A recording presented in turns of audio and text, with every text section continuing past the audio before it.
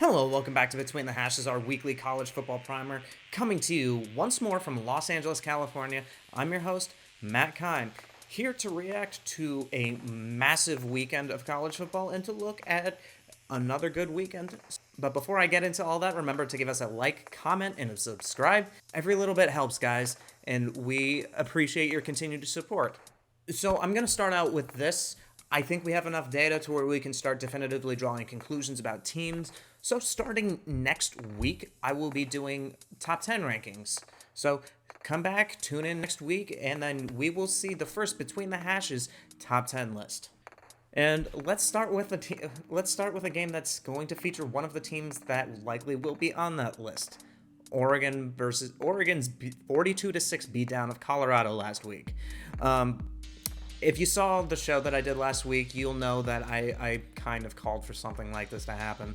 For as impressive as Deion Sanders and the job he's been doing at Colorado has been, and for as good as Shedeur Sanders and Travis Hunter and company have looked, they've looked good in very, very specific contexts. They're still a very young team, and to be honest, replacing 80% of your roster is always going to lead to issues with depth. That's not to say that they're a bad team. It's just that I think some of the hype kind of got out of control, and that's just kind of the nature of who Deion Sanders primetime has always been. It's like this kind of hype, this kind of noise has always been around him since he was in Florida State, since he was a Dallas Cowboy, since he was an Atlanta Brave. At the same time, he was in the NFL. But I think we need to be realistic about Colorado and realize that they were never going to be a top 10 team, let alone a playoff team this year. Is the future still bright for them? Sure. If Hunter definitely has to come back next year, and the projections for Shedeur Sanders are looking top 10, but it just was never gonna. They were always going to have a ceiling this year, especially because their line play was so bad. Shedeur Sanders has been sacked more than anybody else in the country at 22, and Colorado's team in general has given up 23 sacks on the year, which is tied for 129th in the nation. That's just not a winning formula. Is that something that can improve with time, better recruiting classes, more transfers as you build that depth and that culture up? Yes, but for as many new guys as he came in, it just takes a long time to turn a program around. It won an 11 to a top 10. That was just never going to happen overnight. And if I'm Colorado, I'm excited for what's coming after this year. But the next month and a half probably is going to be a little rough for them. Now, the other big story coming out of last week was Ohio State's quite literal last-second victory over Notre Dame, which, by the way, if you follow the show, you'll know that I said this last week. So Ohio State by 2 is my final prediction. Lock it in. I was almost right. Had they not put that 1 second back on the clock, I would have been right. But speaking of the results of that game, it's not like Ohio State's offense showed like they were super, super dominant, but they showed up when it mattered, and more specifically, Kyle McCord showed up when it mattered. There are very, very, very few wins that are better than what Ohio State just pulled off. I personally am still very, very high on Notre Dame. You gotta wonder just how deflated they are being going into a very hostile, very amped up team or on the road with Duke.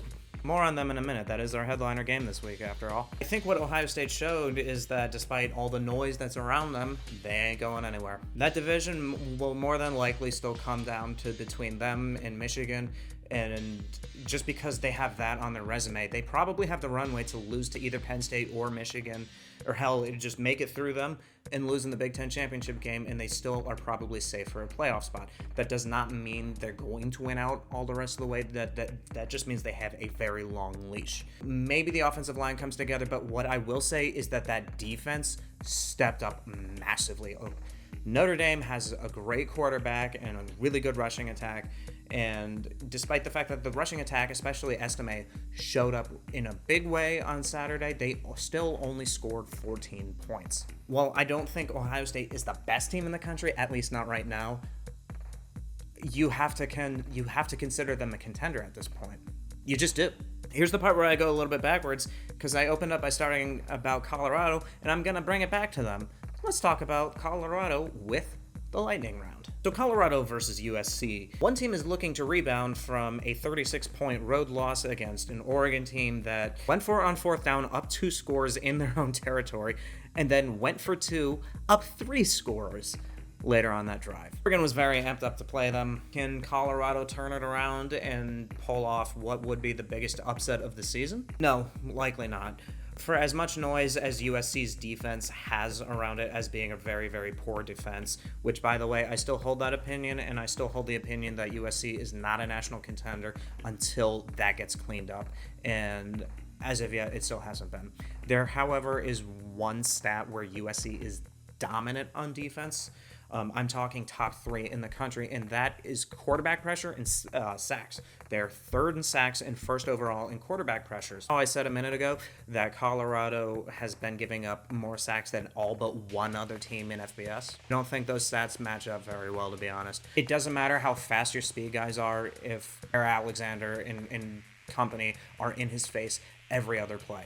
I think USC is going to make this a long night for Colorado, and while I do think Colorado most certainly won't score more than 6 points, I think USC wins, and I think they cover. Utah at Oregon State, the gauntlet of the Pac-12, which probably is the best conference in the country. One team is coming off of a hard-fought, disappointing loss on the road against Washington State, and the other has scratched and clawed their way to an undefeated season, despite missing at least half their starters at one point or another, their second-string quarterback, and numerous others. Utah just keeps finding a way to get it done. However, the line opened up at 3 for Oregon State and seems to be climbing in their favor. To me, that would suggest that Keim Rising might not be playing in this game. He still hasn't come back from that ACL injury that he suffered in the Rose Bowl.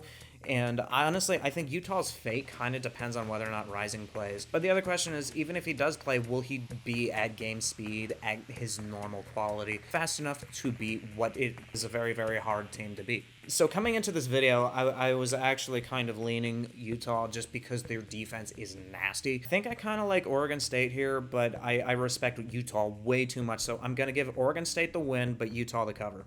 Number 3, Kansas at Texas. The last time Kansas went to Austin, they won. Will that happen again? Kansas was a nice story last year with quarterback Jalen Daniels leading them to an undefeated start before he got hurt and the wheels came off a little bit as their schedule got harder. Kansas is a great success story. Lance Leopold has done a great job at coaching them, and they go to play a Texas team that is favored by 17. I think one of two things happens in this game. One, Texas either plays down to Kansas's level the whole time, sleepwalks through the game, kind of like they did with Wyoming, and has a dogfight on their hands late into the game. The other is that the Texas that just destroyed Baylor shows up and does it again. I think the former is a little bit more likely. I don't think Texas loses this game, but I can easily see a scenario where they only beat Kansas by, let's say, 14 instead of the 16 or 17 they're favored by. So I'm going underdog again here. Texas wins, but Kansas covers. Now, another ranked matchup this week. LSU goes to Ole Miss. One is fresh off really bad scare against Arkansas, and the other mustered only 10 points against Alabama on the road. At this point in the season, I have massive concerns about LSU and their long-term viability as a team. There are just too many questions with their defense. Too many up and down teams are just hanging around too much. However, I think their line plays a little bit better, and I think they certainly have the offensive talent to keep up with Ole Miss. I like LSU to win and cover here. Which brings us to our headliner game of the week. Notre Dame, looking to get past its heartbreaking loss to Ohio State, travels to North Carolina to play Duke. So how did we get here? Duke opened the season with a 28-7 upset victory over Clemson. Since then, they have rolled over the rest of their competition and have looked really good doing it. They're led by Riley Leonard, who has thrown for 2 touchdowns and run for 4 more. Meanwhile, Notre Dame is led by transfer quarterback Sam Hartman, who actually has some experience playing against Duke. Sam Hartman still has not turned the ball over. He has thrown for 14 touchdowns and 0 interceptions.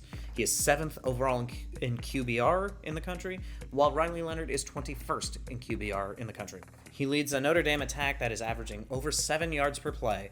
He only mustered 14 points at home in that heartbreaking loss. This game might be the worst possible timed if you're Notre Dame. Generally, if you were to take this game, these two teams, and put them in a vacuum, I think 10 out of 10 times you favor Notre Dame to win this game. If you look at their stats, none of them are really all that close.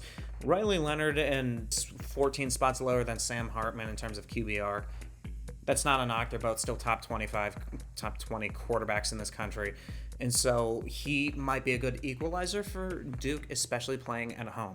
Notre Dame's averaging one more yard per play, and while Duke has the 10th total rated defense, outside of Clemson, they really haven't played anybody. Meanwhile, like, even though they lost, Notre Dame had to play Ohio State, and I'm taking them over everybody on Duke's schedule. The recruiting numbers aren't really even close. The blue chip ratio is laughable in terms of how big the gap is. But that's why these games aren't played on paper. I think one particular stat that you might want to watch out for that Duke prob has a slight advantage of is the turnover margin. They're +5 on the year, whereas Notre Dame is at +3. Those turnovers are how Duke beat Clemson. I'd say that would be a factor, but Notre Dame is +3, but they've generated 5 turnovers and have only lost 2 on the year, both of which were fumbles.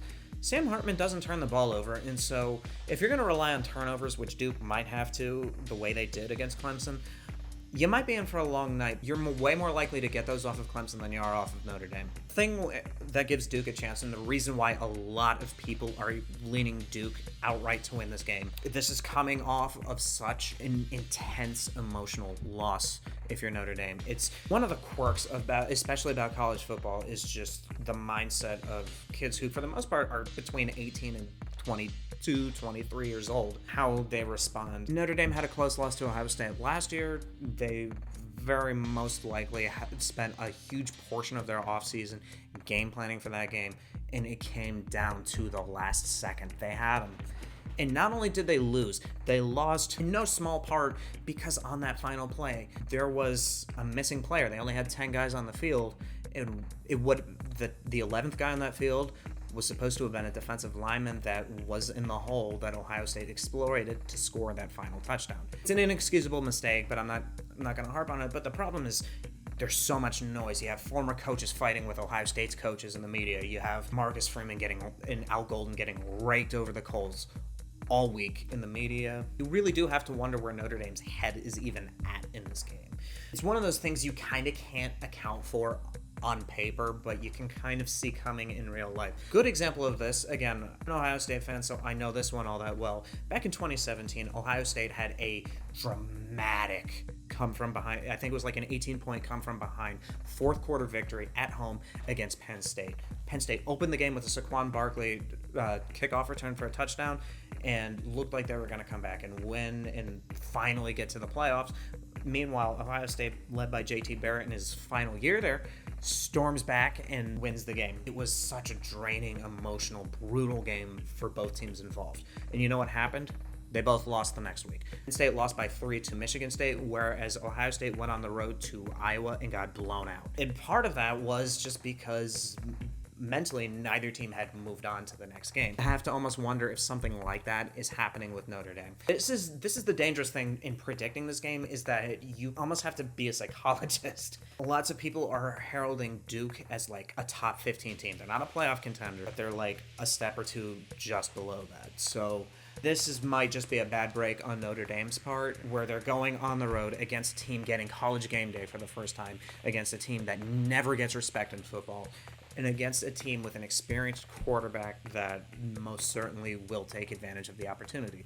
However, I might also make the assertion that Duke might be getting a little too much respect.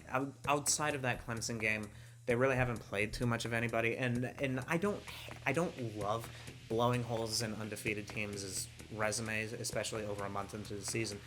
But consider this. In that Clemson game, if I told you that Clemson outgained them in terms of total yardage, had 12 more first downs, and dominated them in time of possession, those stats do not add up to a 3-touchdown loss. The deciding factor were bad turnovers that were always happening to Clemson in scoring position. Clemson was moving the ball in between the 20s, but it felt like every time they got in or near the red zone, disaster would strike. And to Duke's credit, when it did, they capitalized. That was such a statistically weird game between both teams. You almost never see those stats coupled with that result. And Dabo Swinney even said something to the effect of that's like one of the weirdest games he's ever been in. It's just because of how much of an outlier statistically it was. And so you almost have to wonder if we're taking almost a statistical anomaly of a game and then extrapolating and projecting that onto Duke as on the whole. Like I said, Riley Leonard's only thrown for 2 touchdowns, and this is easily the best defense he's going to face. Notre Dame's front line is nasty. They don't generate a lot of sacks, but they do get pressure. Their short yardage running situations are very stout. A part of me really does want to pick Duke just because of the mindset, just because of the mental factor to this. I just can't bring myself to. I am still super high on Notre Dame regardless of that. I'm going to go Notre Dame wins. I'm going to go Notre Dame covers. This is probably the least sure I've been about a pick this year because it's just there's so much kind of unknown variables to account for with this one. But I think if you were to take this game and play it a month from now instead of playing it right now, Notre Dame would win by 14. I can see them winning by 6. The line's only 5.5. I can see them winning by a touchdown. So I'm going Notre Dame. I'm going the points. And that is all I have for you guys today. Thank you for sticking with me to the end. And remember, come back next week and then you'll see my first top 10 rankings. And stick around on Ampire Media, that's Ampire Media, for more updates on the Washington Commanders with the John Keim Report. And you can find that here on YouTube or wherever you get your podcasts. Thanks, and I'll see you next week.